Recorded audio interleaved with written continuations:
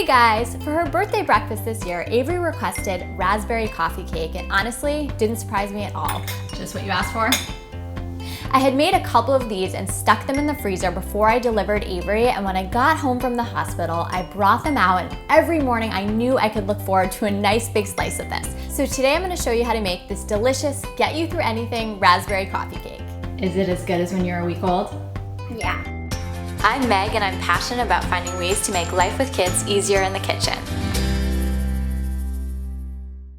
So let's go through our ingredients. For the topping, you're going to need some cold cube butter, flour, regular sugar, brown sugar, cinnamon, and salt.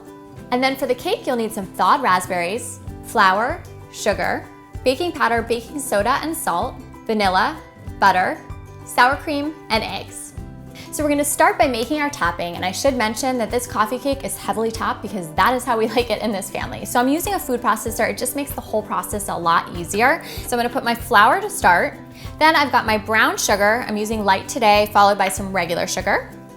And then I've got some salt and a good amount of cinnamon because I love the flavor in a crumb topping. Then I'll put my top on and get it going. Now with my motor running, I'm gonna add my butter a little bit at a time. So I'd say my motor was running for about a minute. I'm starting to see some nice chunks form, but not in a big ball. I'll just turn this out into a bowl and set it aside. All right, moving on to our cake batter. We're gonna start with our wet ingredients. So this is some sour cream. I love this because it adds a nice tang and a ton of moisture to the cake. Then I have a whole egg, followed by just an egg yolk, and that's great, adds more moisture. And then we're gonna do our vanilla next.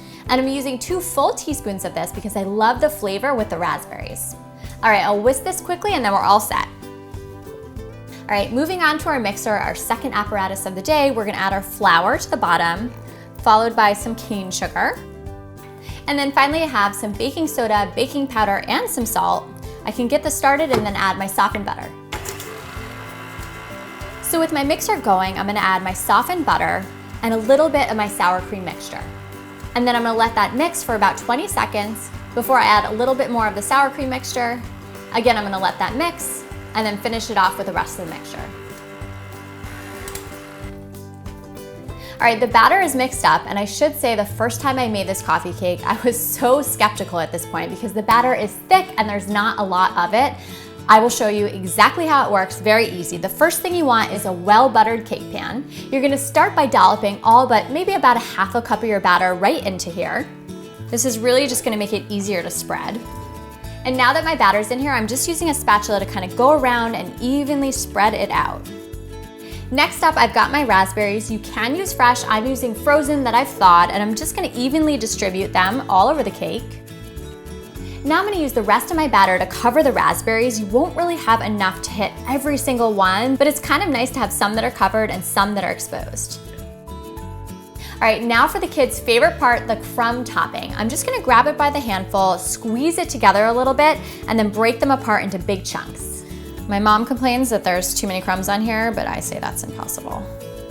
The coffee cake is all topped. Now, even though I love a lot of crumbs, I do generally have a little bit left over, so I stick this in an airtight container in my fridge. It's great on muffins or even toast. Okay, now into the oven for 325 degrees, 35 to 45 minutes.